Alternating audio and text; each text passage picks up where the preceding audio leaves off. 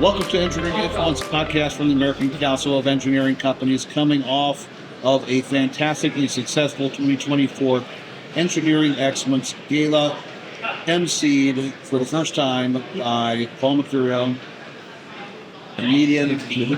How are you? Writer, producer, you know, from The Daily Show, from The Late Show. I save babies from wells. Yeah, firing, I do buildings on fire, everything. You'll see him off-Broadway right now on the show, Permission to Speak. Oh, there you go. Yeah. He's got the plug-in immediately right there at the top. Taking it around the country. So it's a Broadway show that Frank Oz is directing. Yeah. The great Frank Oz, who created the Muppets with Jim Henson, and he's the original Yoda. So try being directed by a guy that constantly talks backwards. Yeah. I mean, how does that even happen? I mean, does he just call you out of the blue and say, you know, I got a show? Well, I'm kind of a big shot. And no, I had him on my podcast.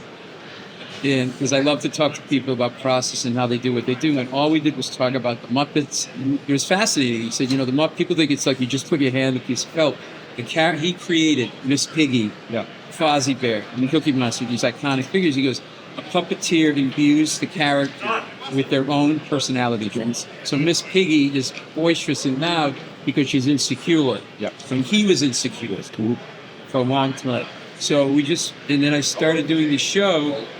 From Broadway producers started working with me about doing this particular show based on my stand-up, and I needed a director. So I only met him once, and I come up and I go, Rocket, would you direct me in this thing? And he goes, yeah, let me come and take a look at it. That's good for two. You did Jay Leno first. Yes, exactly. I got jokes when you like to use some. Well, I have photos, compromising photos, and I use those to. So we're taking that. The premise of the show, real quick, is we're disconnected and divisive, but if we get together and share stories, we realize we have more common than we think. So what I do is I invite audience members on stage randomly, and they just I ask them about their lives, and everybody's got some story. Yeah. And through that, other people connect with them in the room, and then, for 5 minutes, everybody's at each other's throats. So Frank really loved the message because he feels like we need something like that now. But it's not a political show. So yes, there's more to it than that. Because he also has some other real stellar talent. Got the animators for TV on House. Yeah, SNL. JJ Settlemeyer. You also have, set designer who's been doing work with Super Bowl with massive. Jim Fendig. Yeah. So the creative. How does that? Talking about process. Yeah. And you've got a mind like Frank Oz coming in. Yeah. And then you have these creatives coming in. Also with their ideas, and then you are also doing all these participation. What is the process like to actually start germinating the idea? Okay, what is this thing going to look like? It's going to be, it's multimedia. We've got all these different assets we can pull in. We've got normal people trying to get them to do things, spontaneous. What's the process to actually get it? I don't care what you say. This guy just asked a great question. Don't look at me like that. I try. Sometimes I strike gold. It takes like 1,000 times, and sometimes This is nice, by the way. Is this serious? It is serious stuff. Well, I have a second job as an ice cream salesman. Well, that brings out the blue in your eyes. I'm not hitting it. I'm just saying. No hair. So it's a really great question because this all came organically from my stand-up act, where I like to talk to audience members. And some producers saw me doing. They go, "Will those people plants?" I'm like, "No." They go, "Well, how did those conversations work out?" I'm like, "I don't know. I just start talking to people, but I really care about the conversations. It's not like crowd work, which means I'm going to talk to you about your sport coat. I don't really care about your sport coat. I have a bit about a sport coat that I wrote, but I want to make it look like I improvised about talking to you." You go to that second and third question. You interview people, and you get amazing stories. So they go, "We think there's a live show there," and that's how I came about it. And then I'm like, Frank worked with me on. You can't push the funny. I can't jam my jokes in when I'm talking to people. It gets in the way of them. It's about them. I have to facilitate that. And so that's how we started to get the creative together. And then I always wanted to work with JJ, and we needed a set because I didn't want it to be standing. So the set designer, it all emanates from just what the thing is. He said, "I feel like you unboxed me. So why don't we do all these different boxes that represent different sizes to represent different types of people?" And I said, "Yeah, but I think we should do something else with it." So we digitally map, which is what we do on the Daily Show. So you basically just take computer, you you scan an area and you can map digitally. So we take photos of people when they come into this theater. They don't know why. The audience members. And at certain cues during the show, we project their pictures onto the set. Got it. That's how they're brought in. Yeah, and it's really cool because you hear them go, ooh, and it's like, now I know. So the idea is that they're boxed, but then they're coming out of it. So we now have to set. We were doing usually actual boxes. You have to set the travels for projection. And so that's how Jim Fenhagen, the set designer, came into this. And it worked. It was organic to the thing. And then I always wanted to work with J.J. Settlemeyer, who created the animation for Beavis and Butthead as the TV Finals. And I thought this felt like a show where there should be some animation. Yeah. So we have some really cool animation that opens the show and other moments of the show. But again, it's funny because all three of them are very strict about not doing anything you don't have to do. Yeah. Like especially digital mapping, like you can go. Well, I know you can go crazy. insane with it. It's like it's like you can flip things around. And Frank's like, no, you can't. No, but it's like my dad. Like, no, we don't need it. It makes more sense to actually limit your. If you have 1,000 things you can do, it's better to do 5 things because you focus on 5 things. Yeah. Otherwise, it's too showy. And it's like, yeah, and it for him, it's about those stories from the people, and you really want to highlight them. And so less is more. You don't want to take anything away. So that's kind of how. And it's the single. I've worked on the Daily Show, the Colbert Report, worked on the Late Show, and this is the single most. And I worked on Wall Street Plus. This is the single most fun I've ever had. 3 or 4 of us get together, and these guys are not young. It's like 4 teenagers just joking around, insulting each other. It's really fun. And so I actually like that as much, or maybe more than doing the show. But I love the show, and people's been coming back. If I do 2 shows in a night, they'll stay and come back to the second show because every show is different. Yeah. Because it's all new people, and I only tell 2 stories in the whole thing. So there's not a lot of me. But it's been like it's been nice because stand up, you get the fulfillment of like making people laugh. This is getting people to laugh, but then it's also they're coming up to me saying this is an important show. This really matters. Do keep doing this. So there's a little like an added bonus for me. So yeah, it's been great. So we're taking it around the country now, and we're going to Chicago, Schaumburg, Illinois, just outside of Chicago, Indianapolis. We're going to Milwaukee in October, and we've got other things. We're just in Canada. We did it we're doing it in Orlando, Florida again, and we're going to get to Minneapolis, Maryland. So it's been really cool. Yeah, and it's been fun, and it's like a new kind of extension. Yeah. Well, we took a while to get to the point of actually having the show all put together. We go through a couple of iterations of scripts. Those kind of those calls. That was like the closest thing I've gotten to right? Well, I was saying, you guys, you and Susan, like working with Sandy, like, and the other Susan, like you guys are funny, like funny writers. So you made it easier for me. And it was like a fun process to do it. It didn't feel like a ton of work. We spent a lot of time on it. I really admired how, I know you record the ceremony, and if people watch it, it looks seamless. It's because Jay and folks that works with it, because it's a 2.5 hour product. Yeah, it's a big show. It's a grind. But how many of these can you do? But between all the stuff you're doing, either on the show or you're writing. How many of these other events do you think? So there are different kind of corporate events. This is obviously listening to an award ceremony. Sometimes I'll just do stand-up. Usually it's like a 2-day conference, and then at the end, let their going. Yeah, this is stuff. I come out, I take my shirt, just give the whole reason. I shave. And Chris, stay awake. Why are you on your phone? I'm sorry? Why are you on your phone right now? Are you doing ESPN Bet? Are you betting? Yeah, he does it. He's got a problem. You have a problem. I actually address it. This isn't even really a podcast. This is an intervention. Yes. You. I appreciate that. Yes. Your wife called. I see you're married. We do have to for now. For now, yeah. And then I'll also do moderate symposiums, and so I do a good, I don't know, like once a month maybe. So yeah, at a good amount, and. Usually they're always really fun, and they want to let their hair down. Yeah. we have an introverted group. They're engineers. The old joke is the end the introverted engineer with his shoes, and then the extroverts the other. That kind of a crowd. I mean, I think you got a really good reception. I mean, at the end, you pretty much got the seal of approval from watching. That never happened when Bus came up and said, "How toasting Paul." Usually, they throw the glasses at me. So that was. Here they just give you a glass of shoe. Well, it's funny because when I can't remember who was at the initial speech, she said my introduction said he's a corporate attorney. They all started laughing. I thought, oh, this is good. I'm already laughing. I'm not even down. As I said to you backstage, I said, Susan, I'm like, I'm gonna have to go out, right? Because I just gonna. The best part is in the rehearsal, she's like, I'm gonna take out the line that was like, and that, the joke after that. So I didn't want to be funny up there, and then she said it, and then automatically that's yeah. I'm like, well, okay, do this. So that's the part you never know when you do these.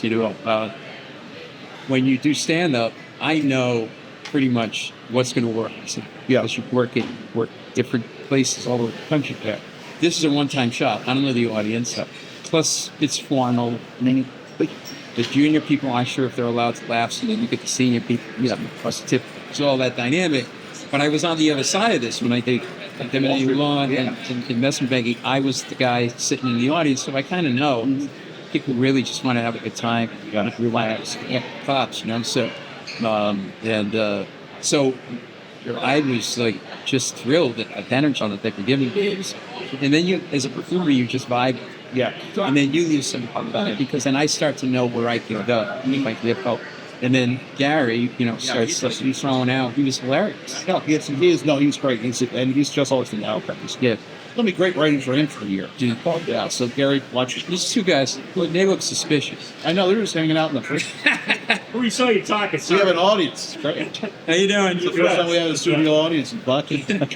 So, no, it's fantastic. I mean, did a great job, and just having the pleasure to talk to you after the fact when I'm on this stage. This is great. And it's good for my wife because I don't have to say it didn't go well and then be set for 2 days. So really, my wife is the big benefactor here because it happens sometimes.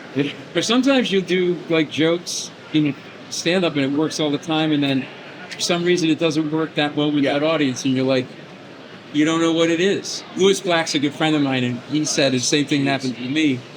You write a new joke, the first time you say it, it works, and then for 3 times after that, it doesn't.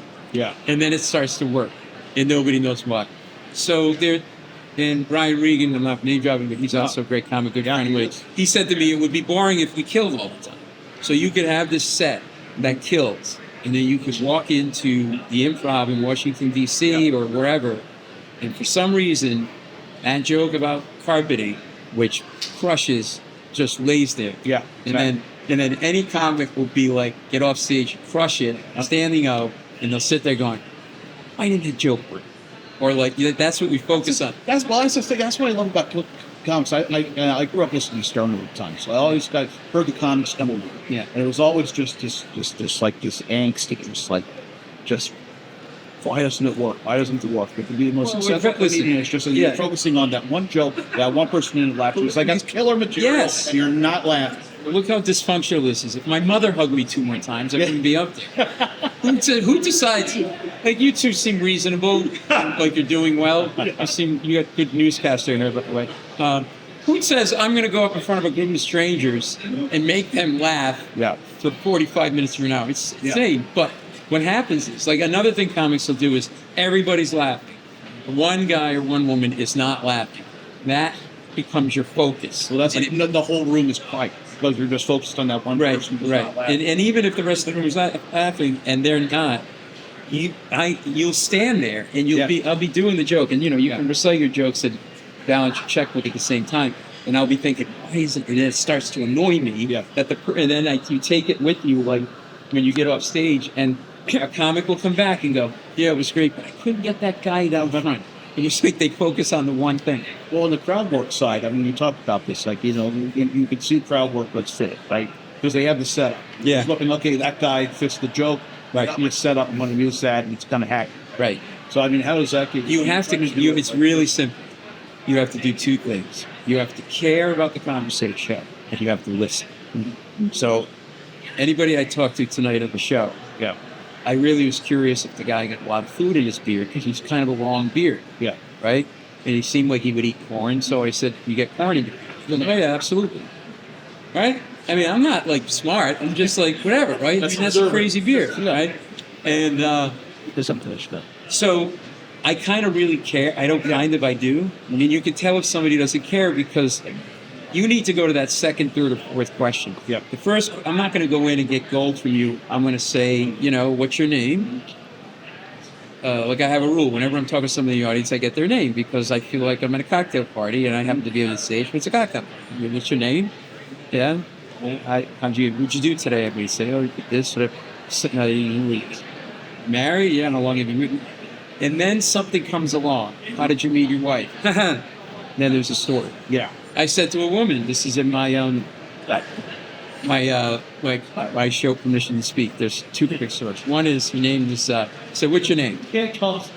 She said Nydia. I said Lydia with an L. She goes, no, Nydia. And you could tell she was annoyed that people make that mistake. I go, well, that's a unique name.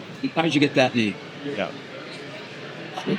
I think 98% of the people would say that's a curious name. She goes, well, that's all I said to her. She goes, well, my father got my mother pregnant with me, but at the same time was having an affair with a woman named Nydia, and he named me after the affair. Where are you going? Come back. We got booze back here. And so the place is like, and that's where everybody's going to start. Yeah. Another kid, and real quick, Yeah. not a kid, like a young guy, I don't know, 20 each one, little cheesy mustache. He's standing there and he said, yes. Am I okay standing? I don't want to upset you. No, different. Stand away. And he's like, a person's story isn't just the story, it's how they look, their demeanor, are they in a good, you come home, your wife's in a bad mood, and vice versa, you can tell. So he's kind of like agitated. Like, when you look agitated, what's going on? He goes, yeah, it's like a guy from the Bronx. He goes, yeah, and I broke up with my girlfriend. I go, oh, it's too bad. I go, what happened? He goes, just this time. Yeah. I go, yeah, so what brought it on?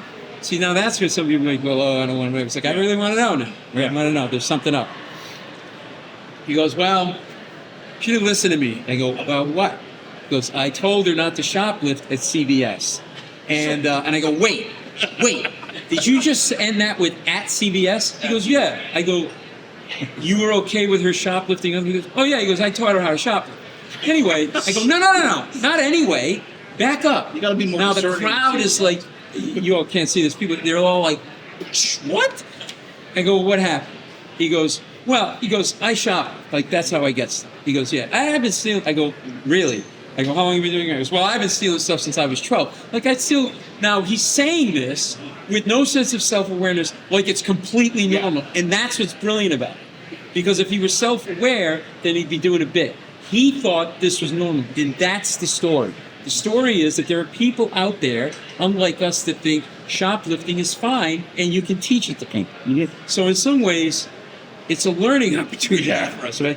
So I said, well, what do you? He goes, yeah, I'd steal bikes in the neighborhood, then I'd sell them back to the kids or I'd beat them up. So now that everybody's like on the floor, I go, so what happened? He goes, so my girlfriend was hounding me because I get nice stuff when I shoplift. I'm like, I'm not going to teach you how to shoplift. He goes, because I know you, and you're just going to like waste it. You're going to shoplift like CVS. Like Walgreens, it's not worth it. What are you going to do, get arrested for like lipstick? He goes, if you're going to shoplift, you got to shoplift in nice places like Saks. So it's like that scene in the movie where the guy goes, I will give you these powers, but only if you use them for evil and not good. Like, so I go, so what happened? He goes, so sure enough, I teach her. What does she do? She goes to CVS and gets arrested, and she calls me up. And I go, I'm not coming down there. So now he's recreating the argument. She's in a squad car, he's on the phone, and it's like, oh, yeah. So then I go, I told you. So she hounded me, kept calling me. I go down, I get in the back of the squad car. We get in a huge argument, and I go, what happened? He goes, I broke up with her. I go, when? He goes, in the squad car. The place goes crazy. So that is why I do the show, because I'm getting these stories every show, just something just completely, and it all, I think it's because I'm not because I'm talented or anything. You got to listen though. You got to listen. Like you can't, this is where my director's Well, like, this is that also where the lawyer stuff comes in. You see that? Yeah, you I got, think you got that's the it. there for the interrogatory. Yeah. Kind of like, okay, you got this. Now I'm going to peel it back one more time. Yeah. Let me ask a follow-up question. And Yeah. my wife's a lawyer, so I get it all the time. I can't think of anything. So it's That's like, what my wife one says. question, another question, another question. And I'm just like, okay, I got in.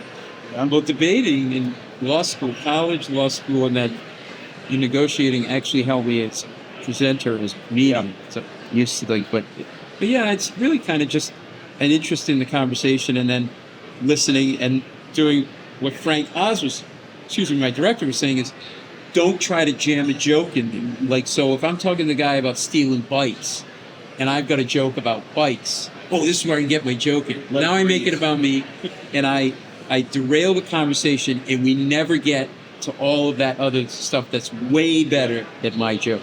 So as long as I don't make it about me and keep it about them, it all works out, and everybody wins. But I have that story, just like crazy, serious, whatever. Yeah, and it's okay to get serious too, because that's what it's supposed to reflect real life. Yeah, it's fun. Yeah. Well, I mean, the show Permission to Speak. I look for it coming to your town. And go to paulmecurio.com. 1 R in my last name, not 2. If you do 2, it's an Australian actor who was in Strictly Ballroom. And people, it's true. He's an Australian actor.